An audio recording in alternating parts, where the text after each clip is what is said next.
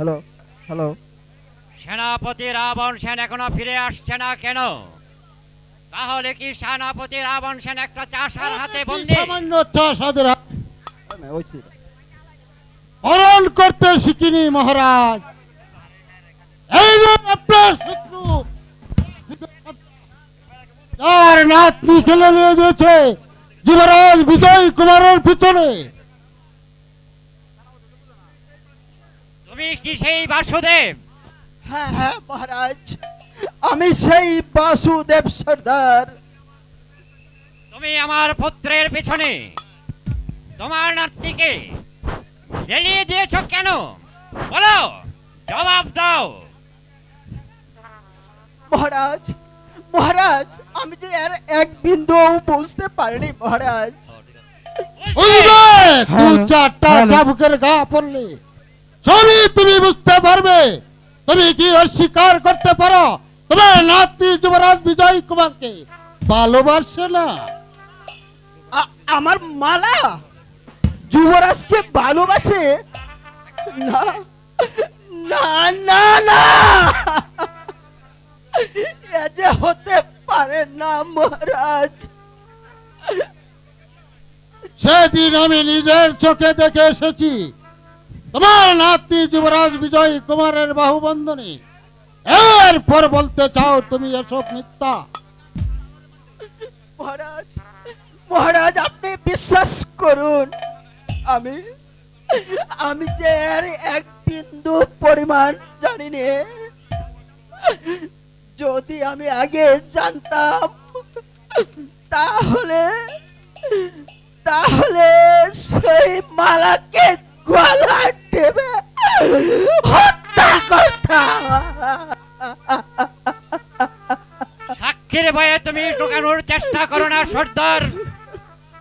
যে অপরাধ তুমি করেছ তার যে কি শাস্তি হতে পারে তা আমি কিছুতেই ভেবে পাচ্ছি না। উড়ান উড়ান। যুবরাজ বিজয় কুমারের জীবনের উপর যে কলঙ্কের কালিমা এঁকে দেওয়ার অপরাধে তাকে শাস্তি ফেলে দেওয়া হোক মৃত্যুদণ্ড। ঠিকই বলেছেন দেওয়ান, মহারাজ আপনি ঠিকই বলেছেন। আর এই শয়তানকে আমি দিলাম মৃত্যুদণ্ড। না!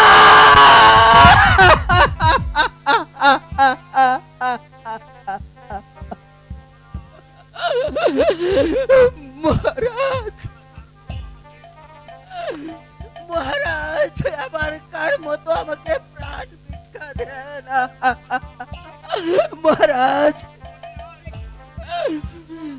মহারাজ, আর জীবনে এমন ধরনের ভুল আর আমার হবে না। আপনার এই দুটি পায়ে ধরে বলছি মহারাজ, আপনি আপনি আমাকে ক্ষমা করুন মহারাজ।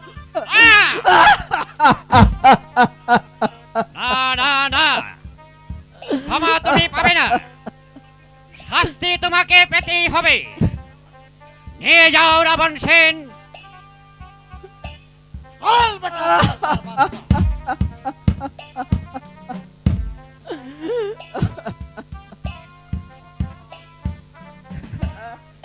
হ্যাঁ মহারাজ, আমার কথা আপনি যখন শুনবেন না, আমি এই রাজ দরবারে দাঁড়িয়ে পড়ে যাচ্ছি। যদি আমি কোনো পাপ কাজ করে না থাকি তবে এই হত্যার বদলে এই মহারাজকেও এর শাস্তি ভোগ করতে হবে। কারণ কারণ কারণ অন্যায় থেকে বিধাতা কখনো কাউকে ক্ষমা করে না। আর বাচ্চা এই হচ্ছে অপরাধের, হ্যালো হ্যালো। নয়তো এই মহারাজকেও এরই শাস্তি ভোগ করতে হতো।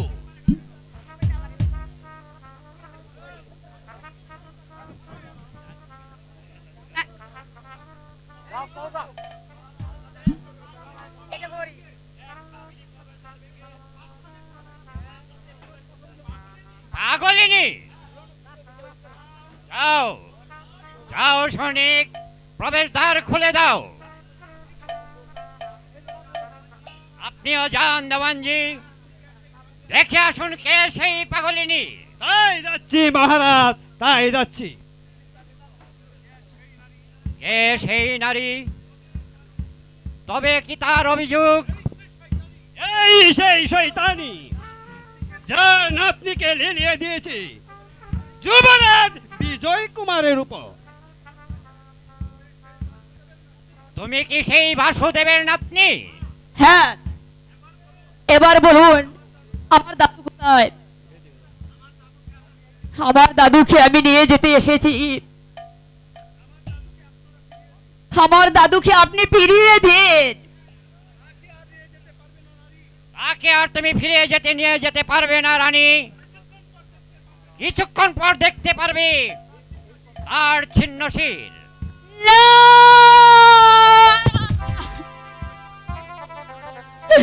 মহারাজ, এই, হ্যালো না, আমি আর সহ্য করতে পারছি না।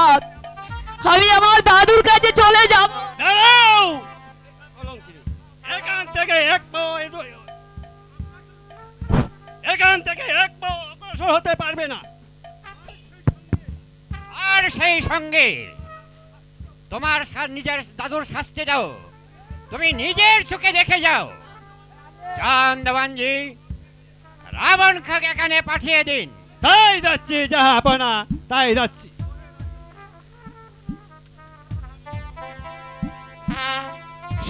হ্যালো হ্যালো শুনে ওহে রাজন গো, ও রাজন বলি যে নার শুনে রাজন, রাজন গো। দাদু, দাদু তুমি কোথায় আছো দাদু? একবার শুনেন শুনেন ও হে রাজন গো, ও রাজন বলি যে নার গো, শুনেন রাজন, রাজন গো।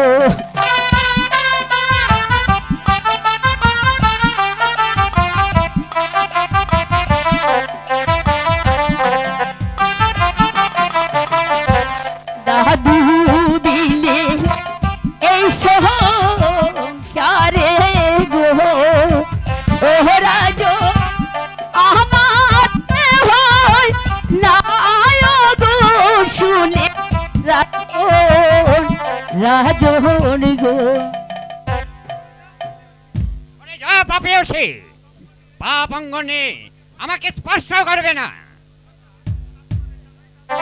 শুনেন শুনেন ও হে রাজন গো, ও রাজন বলি যে নার গো, শুনেন রাজন, রাজন গো।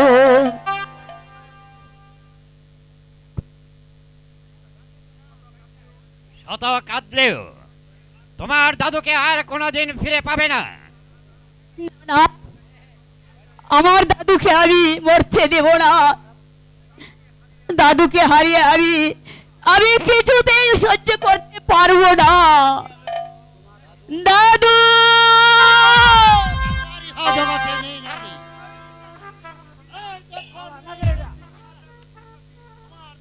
দাদু, দাদু তুমি কথা বলো দাদু, তুমি কথা বলো। দাদু একবার তুমি কথা বলো দাদু, কথা বলো দাদু,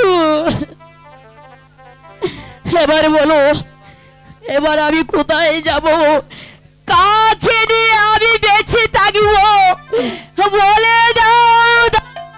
কে কে যেন রাজ দরবার থেকে আর্তনাদ করছে, মনে হয় আমার মালার কণ্ঠস্বর। না না মালা, আমি আসছি মালা, আমি আসছি। একই এর শুনে ও হে কুমার গো, ও কুমার বলি যে নারে গো শুনেন কুমার, কুমার গো। মালা, আমি এখন ঘুরতে যাব, আমি কার কাছে গিয়ে আমি আশ্রয় নেব? দাদু শুনেন শুনে ও হের কুমার গো, ও কুমার বলি যে লার কুমার, কুমার মালা, বলো যুবরাজ, তুমি আমার অপরাধ ক্ষমা করো মালা। এখন আমি আমি কোথায় যাব? বুঝতে পারিনি এই রাজপ্রাসাদে আমি আমার কার একটা কাছে কিছু হয়ে যাব? যাবে। আমি যে কিছুতেই বুঝতে পারিনি। পিতা, পিতা গো, কি অপরাধ করেছিল সেই বাসুদেব, যার জন্য আপনি তাকে দিলেন হত্যার আদেশ? বলুন পিতা, বলুন কি অপরাধ করেছিল সেই বাসুদেব সন্তান? পিতা হয়ে পুত্রের কাছে এর কৈফিয়ত আমি দেব না, তাই আমি দিতে চাই না। যুবরাজ বলো মালা, বলো, আজ যে আমি সর্বহারা, আমি কার কাছে যাব, কোথায় যাব, কিছুই যে ভেবে পারছি না। মালা, আপনি বলে দেন যুবরাজ, এখন আমি কি করব? পিতা, পিতা গো, আমি আমি আপনার কাছে অনুরোধ করে বলছি পিতা, আজ এই নারীর কিছুই নেই, আজ সে সর্বহারা পথের ভিখারি। তাই তো আমি আপনার কাছে বলছি পিতা, ওকে আপনি চাকরানী হিসাবে এই রাজে প্রাসাদে রেখে দিন। অসম্ভব! সে নারীর জন্য আমার মান সম্মান এমনকি পদমর্যাদা পর্যন্ত ভুলে যেতে পারে। রাবণ সেন, আদেশ করেন মহারাজ। এই মুহূর্তে নারীকে ঘাড় ধরে প্রাসাদ থেকে বের করে দিন। পিতা, সাবধানে রাবণ সেন, আরেক পা অগ্রসর হলে আমি আমি কিন্তু তা কিছুতেই বরদাস্ত করব না। আর তুমি যদি তার প্রতিবাদ করতে চাও,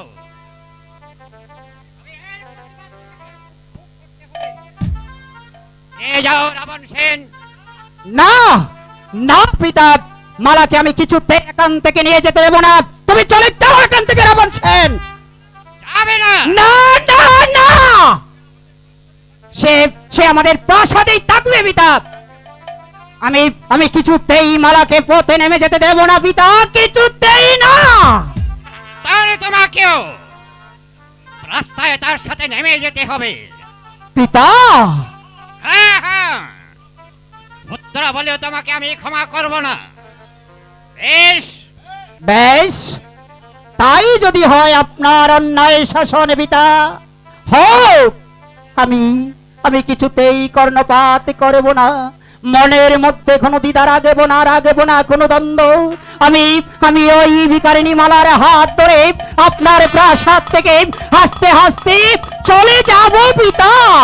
তবে হ্যাঁ, যাবার পূর্বে আমি আপনাকে আর একটি কথা বলে যাচ্ছি পিতা, যে অন্যায় শাসন আপনি এই শ্যামলেঘর রাজ্যে পরিচালনা করে যাচ্ছেন, একদিন এমন সময় আসবে সেই দিন আপনাকে সবাই এই প্রাসাদ থেকে বের করে দেবে। আপনি শত কাঁদলেও কোনোদিন আপনি আমাকে পাবেন না পিতা, কোনোদিন না, কোনোদিন না।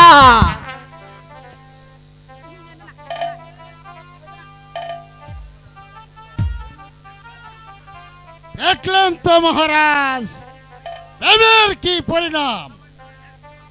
সামান্য একটা ভিখারি হ্যালো, নারীর মুখে পড়ে যুবরাজ পর্যন্ত আপনাকে চড়ে চলে গেলেন। যাক, সবাই চলে যাক, সবাই চলে যাক, তবু আমি এতটুকু বিচলিত হব না। অন্যায়ের বিচার আমাকে করতেই হবে, করতেই হবে। চলো রাবণ, আমরা এখন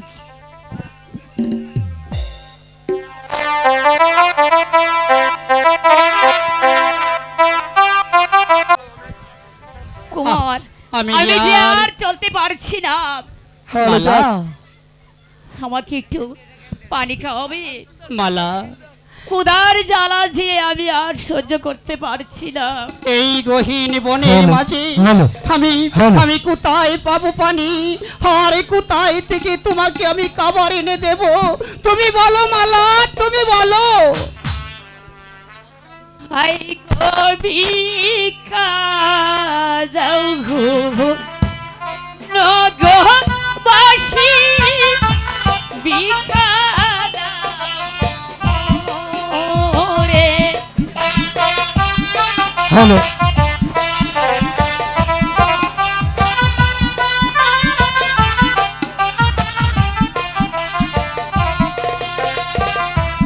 আই গো ভিক্ষা দাও গো নগরবাসী, ভিক্ষা দাও।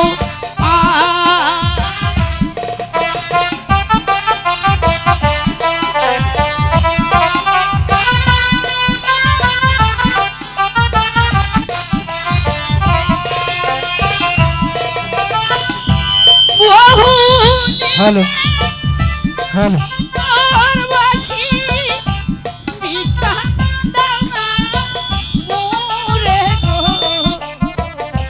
ভিক্ষা দাও।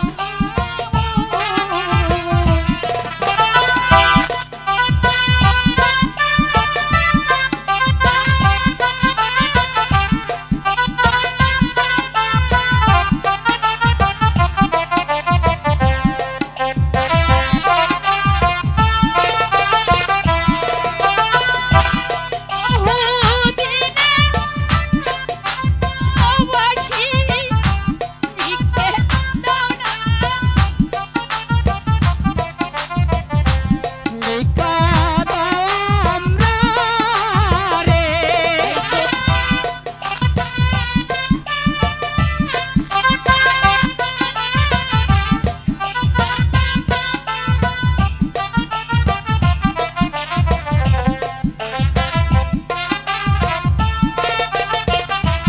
আই গো দিলাম আমি রাজার চলে নয়ন দেবী তারি।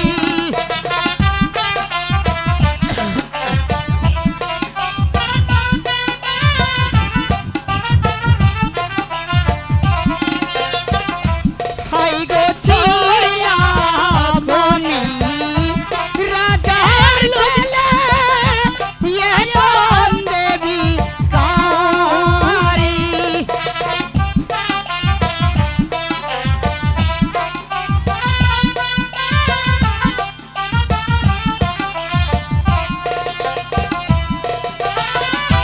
বহুদিন উপবাসী, ভিক্ষা দাও না মোরে গো, দাও না মোরে।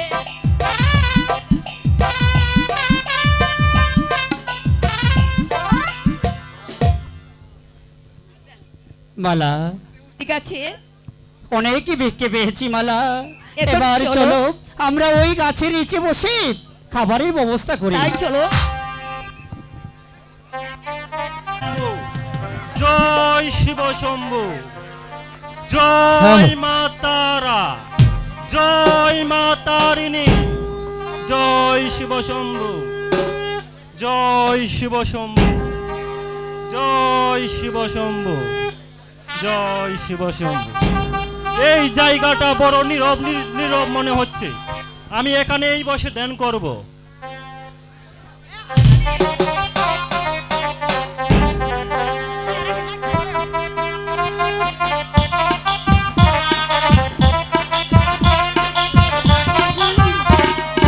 দুই কলস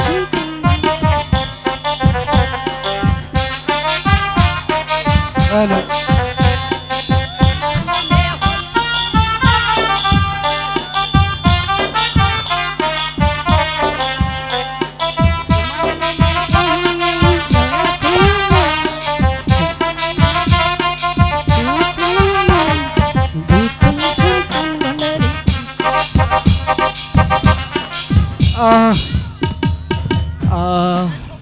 হ্যালো মালা, ওই নির্জন জায়গাতে আমরা আমরা একটু এ কি? কে কে এখানে বসে আছে মালা? কে খেরে তুই পাপিষ্টা নরদন? আমার এতদিনের সাধনা তোরা ভঙ্গ করে দিলি। আমি তোদেরকে দিব অভিশাপ। না বাবা, আমাকে অভিশাপ দিবেন না বাবা, আমাকে অভিশাপ দিবেন না। আমরা খুব বিপদে পড়ে আপনার এখানে এসে পড়েছি। আপনি আপনি আমাদেরকে ক্ষমা করুন বাবা। না না না, আজ 10 বছর যাবত আমি এখানে বসে তপস্যা করছি। তোদের আগমনে আমার সকল সাধনা ভঙ্গ হলো। আমাদের আগমনে? হ্যাঁ, তোদের আগমনে। হ্যাঁ রে পাপিষ্টা, তুই কি জানিস না নারীর মুহে মানুষ ওই বিধাতার ধিক্কার পর্যন্ত ভুলে যায়। তাই তো আমি স্ত্রী কন্যা সব কিছু ত্যাগ করে এই নির্জনে বসে ঈশ্বরের সাধনা করছি। আর তুই কিনা আমার সকল সাধনা ভঙ্গ করে দিলি, তাই আমি তোকে অভিশাপ দেব। না বাবা, না বাবা না, আমরা না জেনে তোমার দেন ভঙ্গ করেছি, তুমি আমাদেরকে ক্ষমা করো বাবা। মালা, দূর হয়ে যা পাপিষ্টা। মালা, না না, ক্ষমা তোরা কখনো পাবি না, শাস্তি তোদের পেতেই হবে। বাবা বাবা, আমি তোমার দুটি পায়ে ধরে বলছি বাবা, এবারকার মতো আমাদেরকে প্রাণ ভিক্ষা দেন। আমাকে প্রশ্ন করবে না। হাই গো শুনো শুনো সাধু বাবা বলি যে আপনারে। বলো, এখন আমরা কি করবো বলো?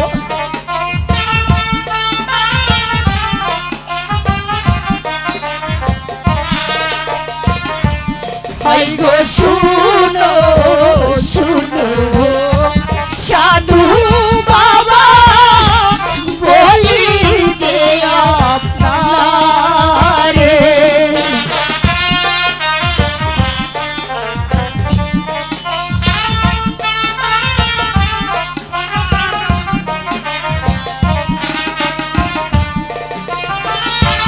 সর্বহারা আমরা দুজন ঘুরি বনে বনে গো,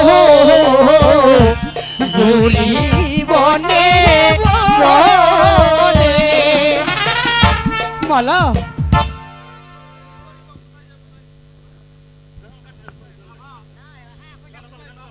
বাবা বাবা একটু দয়া করুন বাবা, আমরা যে আজ সব হারিয়ে এই বনে বনে ঘুরে বেড়াচ্ছি বাবা, তাই তাই আজকে রাতটার জন্য আপনি একটু আশ্রয় দিন বাবা। তোরা নিশ্চয়ই স্বামী স্ত্রী। না বাবা, হ্যালো মনে মনে জানি ঠিকই, কিন্তু এখনো বিয়ের কাজ সম্পূর্ণ হয়নি। ও বুঝেছি বুঝেছি, তোরা কি প্রেমের বৈরাগী কেমন? হ্যাঁ বাবা, তাও বলতে পারেন। ঠিক আছে, আয় তোর আমার সাথে আগে বিয়ের কাজটা সম্পন্ন করি, তারপর কাল প্রত্যুষে সুজাই চলে যাবে ওই ডাকাতের আড্ডা। ডাকাতের আড্ডা না? হ্যাঁ, ডাকাতের আড্ডায়।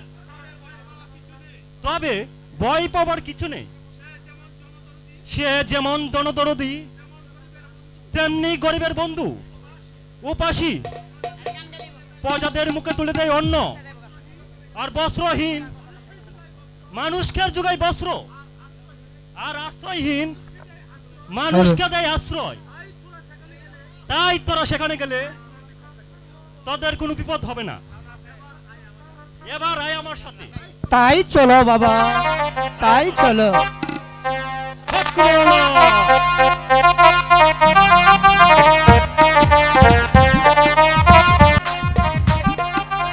ভাই সব, আজ আমি ডাকাতে পরিণত হয়েছি। কিসের জন্য আজ ডাকাত? রাজা সূর্যবাহুর লোকের আমাকে ডাকাত বানিয়েছে।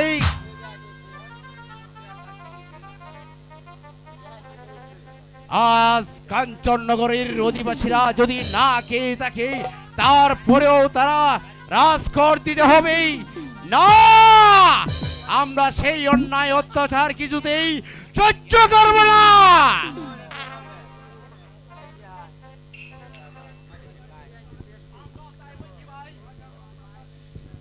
রাজার অত্যাচার চোখ বুঝে সহ্য করব না।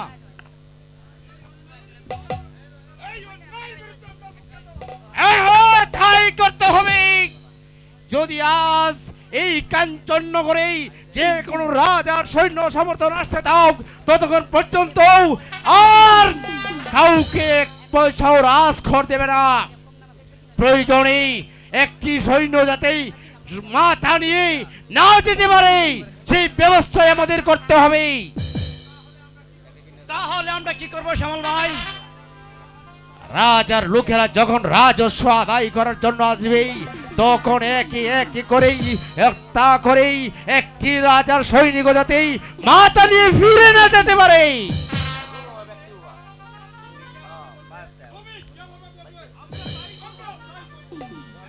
বেশ, এবার তোমরা যাও, আর আমার উদ্দেশ্য সকল কাঞ্চননগরের জনতাকে বলে দিবেই। তাই দিব শ্যামল ভাই, তাই দিব শ্যামল ভাই। দেওয়ান কৌশিক সেন, একদিন আমার পৃষ্ঠে তুমি চাবুক মেরেছিলে, আর এই সেই চাবুকের গাগুলো আগজ বিশ্বের জ্বালা যন্ত্রণা হয়ে বেঁচে আছে। কিন্তু যতক্ষণ পর্যন্ত আমি এই চাবুকের প্রতিশোধ না নিতে পারবো, ততক্ষণ পর্যন্ত এই শ্যামলকার প্রাণ কিছুতেই শীতল হবে না। তুমি কি তাহলে দনদরদি শ্যামলিকা? হ্যাঁ, আমি তাহলে সেই দনদরদি শ্যামলকা। কিন্তু তোমরা? আমরা যে সর্বহারা এক পথের ভিখারি। কি চাও তোমরা? তাই তো তোমার নামে শুনে তোমার আস্তানায় ছুটে এসেছি। জনগণের মুখে শুনেছি তুমি নাকি জনদরদি, ক্ষুধার্ত মানুষের মুখে অন্ন বিলিয়ে দাও, নিরন্ন মানুষের মাঝে পোশাক বিলিয়ে দাও। তাই তো আমরা ভিখারি হয়ে তোমার এখানে এসেছি, তোমার এখানে একটু আশ্রয়ের সন্ধানে। না! আমি দস্যু কালিকা, আমার ভিতর কোনো দয়া নেই, মায়া নেই। তোমরা আমার কাছ থেকে দূরে চলে যাও। না, যাব না। আমরা আপনার দুটি পায়ে ধরে বলছি, আমাদেরকে আশ্রয় দিন। হায় দয়া করি, ও হের ভাই গো, দয়া করি মোরে। মালা, এখন আমরা কি করবো? এ খুদা, তুই আমাকে কোথায় দাঁড়াইলে? আহাই দয়া করি, ও হের ভাই গো, দয়া করে রে, আশ্রয় দে। এই দুনিয়াতে আমি রাস্তায় রাস্তায় দাঁড়িয়ে কত ভিক্ষুক দেখেছি, আর ভিক্ষে আমি দিয়েছি, কোনদিন আর ভিক্ষার ফল নয়। এলাম আপনার কাছে গো, এলাম আপনার কাছে। মালা, এখন আমরা কোথায় যাবো বলো? একটু আশ্রয় দাও। আমার সম্মুখ থেকে তোমরা দূরে চলে যাও, যতক্ষণ তোমরা দেখছি ততই তোমার রক্ত চটপট করছে। হাই গো দোয়া করে এলাম আমরা আপনার রান্না কাছে গো, আপনার কাছে। বেশ, এতই যখন মিনতি করি, কাকতি মিনতি তোমরা করছো, তখন আমিও তো একজন মানুষ, আমিও যদিও আমি দস্যু হতে পারি, কিন্তু আমি না কোনো মায়ের গর্ভে হতে আমি জন্ম নিয়েছি, কোনো না কোনো ভাইয়ের ভাই আমি। তাই তো ভাইজান। তোমরা যদি রাজার গুপ্তচর না হও, তাহলে সেই শ্যামলকার দরজা তোমাদের জন্য চিরদিনের জন্য খোলা থাকবে। ভাইজান, ভাইজান, সত্যি তুমি মহৎ ভাইজান।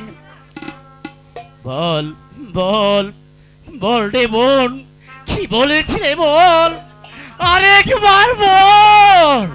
ভাইজান, আজ বহুদিন যাবৎ আমি এই ডাকটি শুনি নাই, তাই তো এই হৃদয়ের আগুনে আমার বুকটা চটপট চটপট করছে। বল রে বল, আরেকবার বল। সবাই তোমাকে ভুল বুঝলেও, ঘৃণা মুখ ফিরিয়ে নিল, আমার কাছে তুমি ভাইজান হয়ে বেঁচে আরে থাকবে। আমাকে যদি ভাইজান বলেই, সেই শ্যামলকার নাম শুনলেই ঘৃণায় মানুষের মুখ ফিরে নেই, তার নামের উপর থুথু মেরে দে, আর তুই সেই কফেরকে তুই ভাইজান বলে সম্বোধন করলে। ঠিক আছে রে বোন, আজ যখন তুই আমার কঠোর হৃদয় স্থান নিয়েছিস, তখন আমি তোদেরকে দু হাত বাড়িয়ে বুকে টেনে নিয়ে নিচ্ছি রে বোন। হায় রে বোন, বিজয় ভাইজান, বিজয় ভাইজান, ভাইজান,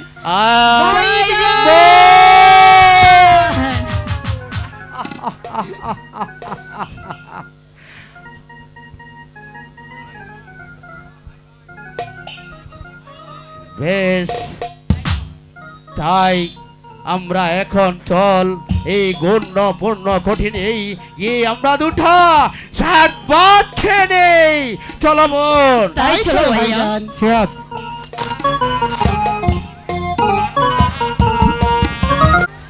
তোমাকে কেন স্মরণ করেছেন? হ্যালো কেন, হ্যালো পবন সেন?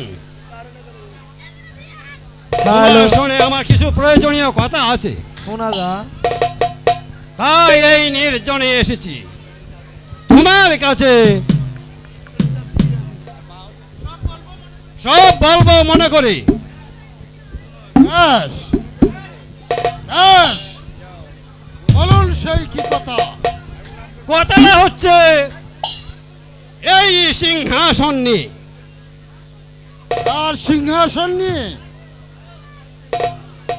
হ্যাঁ, কথাটা খুবই গোপনীয় কথা। মানে আমরা দুজনেই হচ্ছি রাজার গোলাম, মানে হুকুমের চাকর। কিন্তু আমরা চাকর হতে যাব কেন? তবে কথাটা হলো, আমাদের বুদ্ধির জোরে সবকিছু যখন হচ্ছে, তখন আমরা আর এই রাজার গোলাম হয়ে থাকবো কেন? নিজেদের বুদ্ধির জোরে এই সিংহাসনটা আমাদের হাত করে নিতে হবে। কিন্তু কেমন করে?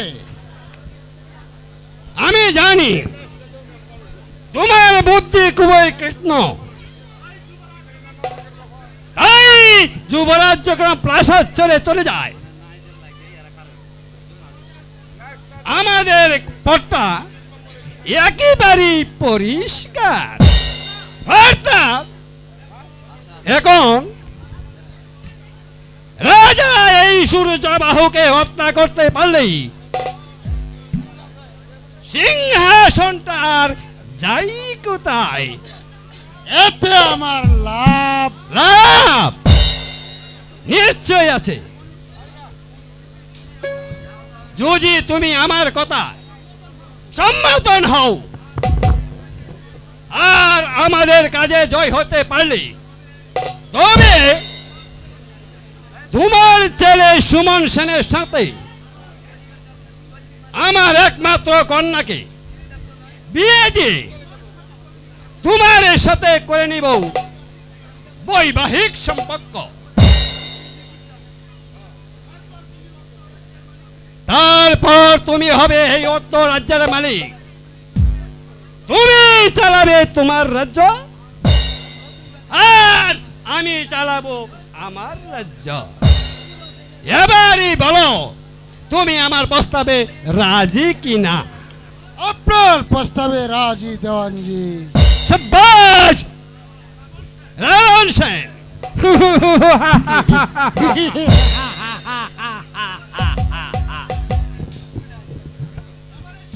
এবার এসো দুজনেই কাজে নেমে পড়ি। মনে রেখো রাবণ সেন, জয় আমাদের হবেই হবে, জয়ই আমাদের হবেই হবে। চমৎকার বুদ্ধি আপনার দেওয়ানজি। আপনার বুদ্ধির জুড়ে হব আমি অর্ধ রাজ্যের মালিক।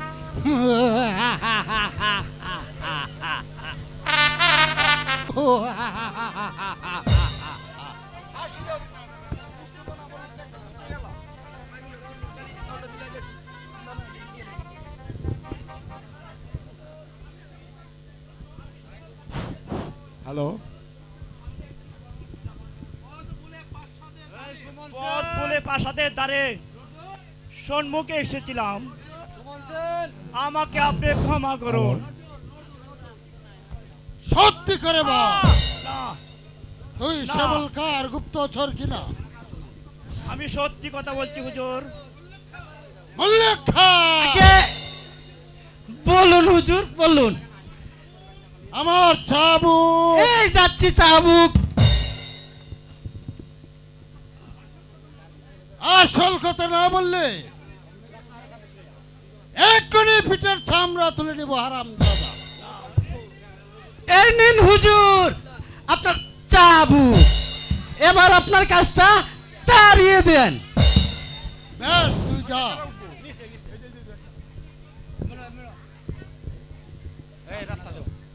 ও এক কথা যা বলছি যা। এখনো সময় আছে, বল তোর আসল পরিচয়। বলছি হুজুর, আমি একজন সামান্য প্রজা হুজুর। আবারও মিথ্যা। তবে রে হারাম দাদা, শীঘ্রই স্বীকার করে নে তুই শ্যামলকার গুপ্তচর কিনা। আমি মিথ্যা কথা বলতে পারবো না হুজুর। মারুন, যত খুশি তত মারুন, তবু আমি যা সত্য তাই বলছি হুজুর। আবারও মিথ্যা। বেশ, এখনই সত্য কথা বের করে দিচ্ছি, বল হারাম জাদা। চাবুক বন্ধ করুন পিতা। কেন? ওর গায়ে আর একটি চাবুকের আঘাত মারতেও দেব না। বলে যাচ্ছি সুমন, তুই একমাত্র পুত্র আমার। পুত্র বলেই তো পিতার অন্যায় শাসন মেনে নিতে পারছি না। চলে সবাই। না, সে যেতে পারবে না। এই অস্ত্র হাতে থাকতে কেউ তাকে আটকিয়েও রাখতে পারবে না। তবে কি তুই আমার সাথে যুদ্ধ করতে চাস? প্রয়োজন হলে তাই করব, তবু নিরীহ প্রজাদের গায়ে আর একটি চাবুকের আঘাত মারতেও দেব না। বেশ, আমিও তাকে নিয়ে যেতে দেব না। আমিও প্রস্তুত।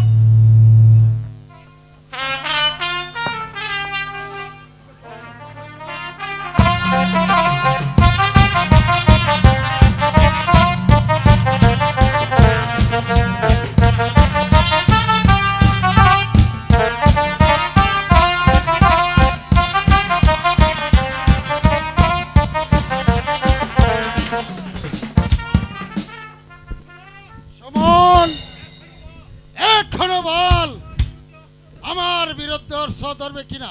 জীবন থাকতে শোষকের বশ্যতা কোনোদিন স্বীকার করব না, কোনোদিন না। তুই রাজদ্রোহী, বন্দি করতে পারেন তবু আমার আদেশ মানবে না। না।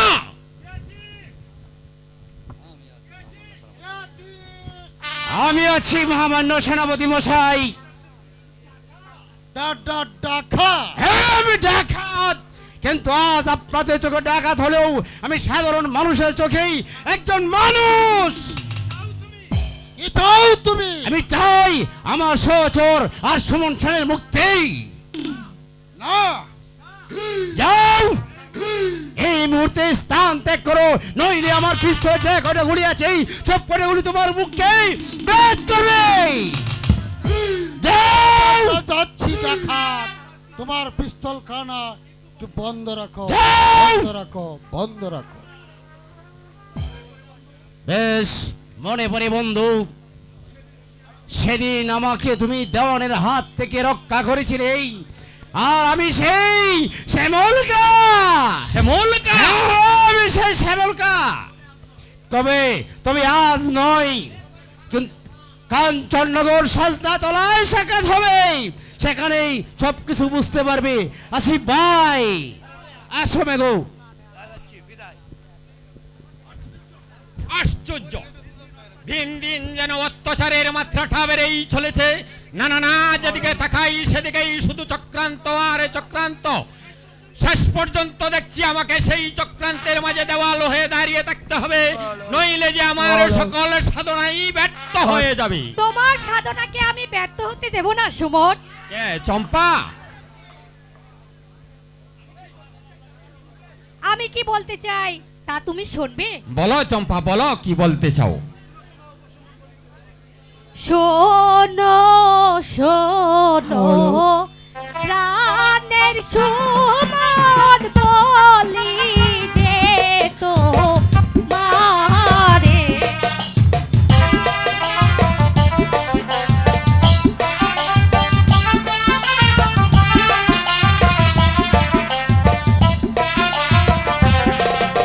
শোনো শোনো